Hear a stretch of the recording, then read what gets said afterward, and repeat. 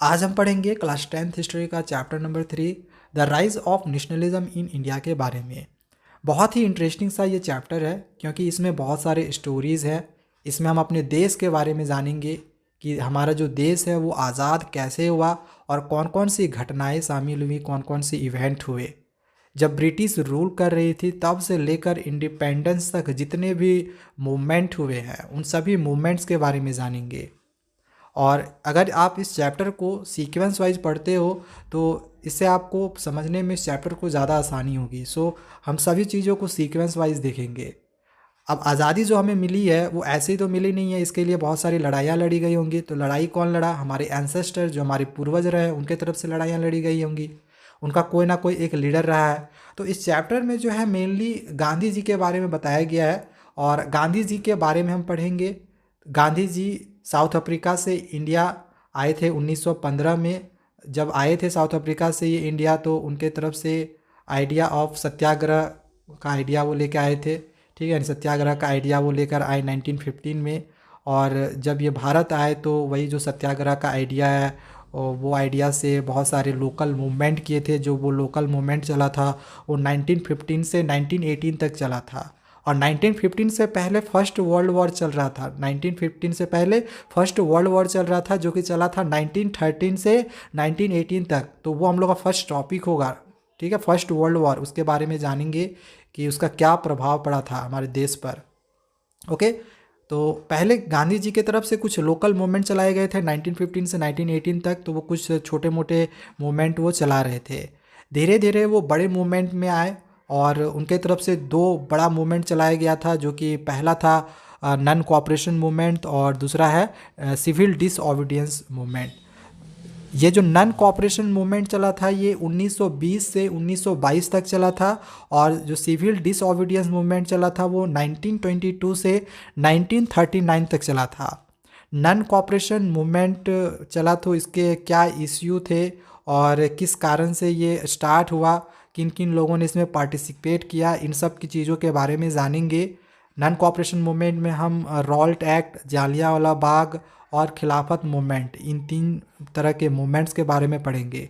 और जो civil disobedience movement है इसमें हम डांडी मार्च के बारे में पढ़ेंगे। ये जो मूवमेंट है सिविल डिसओबीडियंस मूवमेंट, ये कैसे स्टार्ट हुआ, इसके क्या क्या लिमिटेशंस थे, इसमें कौन कौन से लोगों ने पार्टिसिपेट किया, क्यों किया, इन सभी चीज़ों के बारे में भी हम अभी देखेंगे।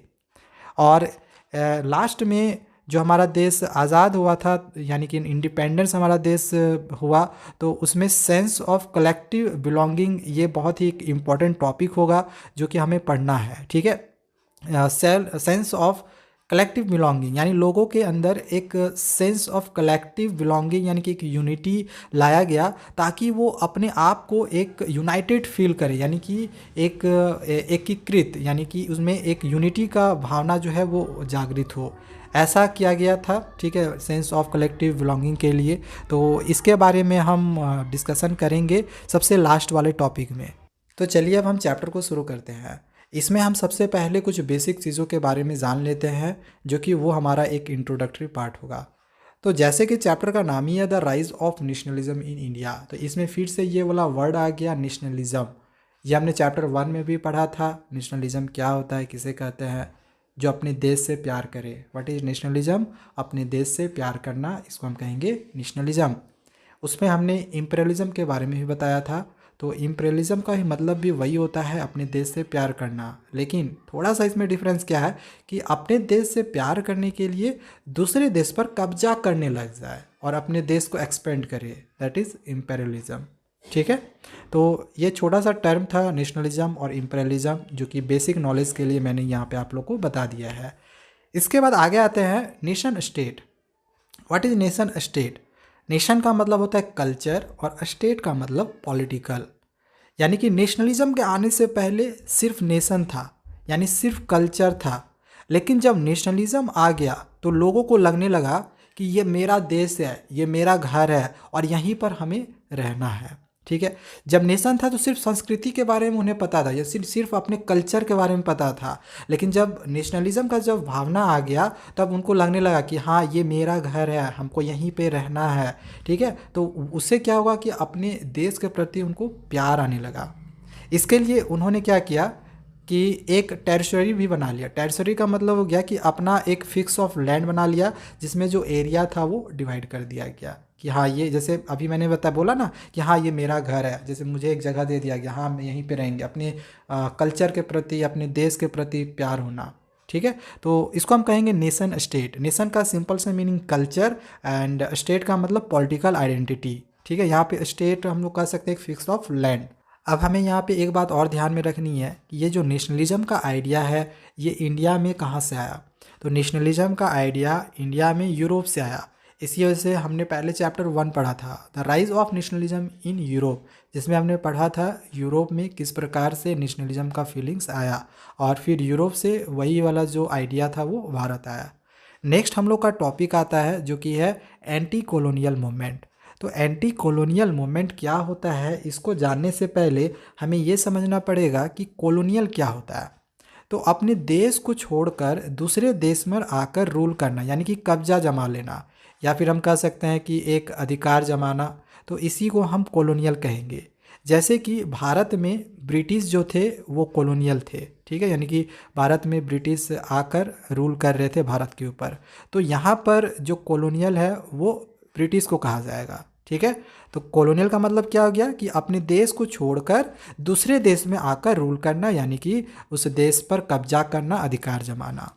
तो एंटी कॉलोनियल मूवमेंट क्या हो गया, जब कोई रूलर किसी भी देश पर रूल कर रहे हैं और उस रूलर के खिलाफ में अगर कोई भी मूवमेंट हो रहा है तो उस मूवमेंट को हम एंटी कॉलोनियल मूवमेंट कहते हैं।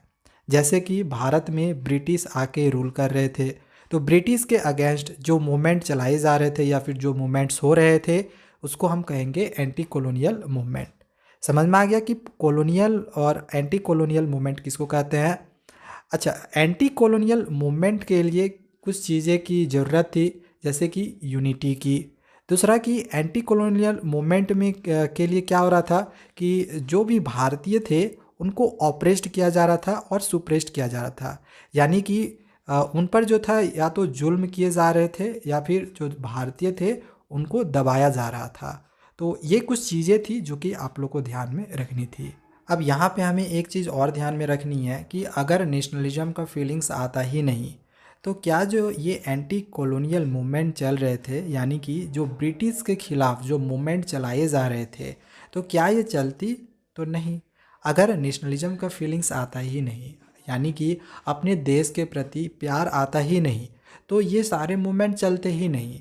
तो यहाँ पे बहुत ही ये इम्पॉर्टेंट चीज़ है कि नेशनलिज्म का फीलिंग्स आने के कारण ही जो है ब्रिटिश के ख़िलाफ़ में जो भी थे वे मूवमेंट चलाए जा रहे थे, जिसको हम एंटी कॉलोनियल मूवमेंट कहते हैं। ठीक है, सो आज के पार्ट में बस हम इतना ही देखेंगे। नेक्स्ट पार्ट में गांधी जी के तरफ से बाकी जो और भी चीज़ें मूवमेंट जितनी भी सारी चलाई गई थी, non cooperation movement, civil disobedience movement, तो उन चीज़ों को हम अगले पार्ट में देखेंगे। तो चैनल को आप सब्सक्राइब करके रखें, अगली वीडियो बहुत ही जल्द आ जाएगी। Thank you.